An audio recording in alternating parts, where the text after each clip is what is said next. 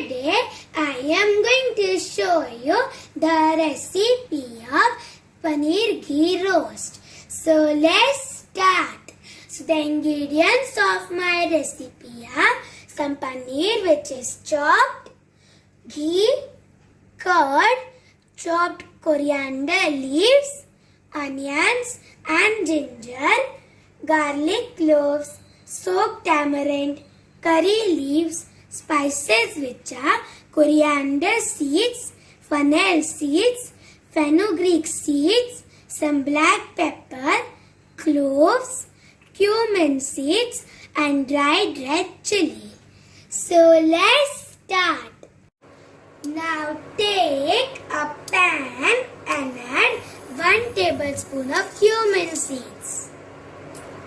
With that, some black pepper, cloves, 2 tablespoons of coriander seeds, 1 tablespoon of fenugreek seeds and 2 tablespoons of fennel seeds. With that, add some dried red chili. Mix it and cook it until they are aromatic. Everything is aromatic and now we are going to transfer it into a blender jar. I transferred it into this blender jar and now I am going to add some chopped ginger, garlic cloves, soaked tamarind and a little bit of water. And now we are going to blend it into a smooth paste. I blend it into a smooth paste. And now we are going to go to the next process. Now take a pan and add 2 tablespoons of ghee in it. Let the ghee melt. The ghee has melted and now I am going to add the paneer pieces in it.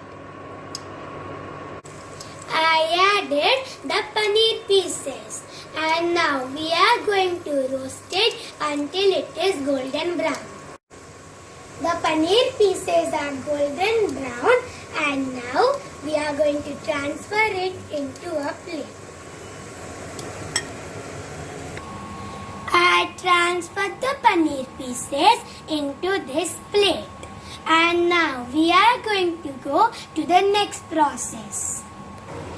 In the same pan, add some curry leaves and some chopped onions. Mix it and cook the onions until they are golden brown. The onions are golden brown and now I am going to add the grinded paste and 1/4 cup of curd in it. Mix it and cook it until the oil separates. The oil has separated and now I am going to add salt as per taste. I forgot it in the ingredient list. With that, we are going to add the fried paneer. Mix it and cook it for 2 to 3 minutes. After 2 to 3 minutes, everything is cooked and now I am going to add some chopped coriander leaves. I added the coriander leaves and now we are going to mix it properly. I mixed it properly and my paneer ghee roast is ready to serve.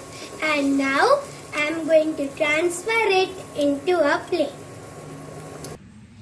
I transferred it into this plate and now I am going to garnish it with some mint leaves. So this is my delicious and tasty paneer ghee roast recipe. Give this recipe a try and enjoy.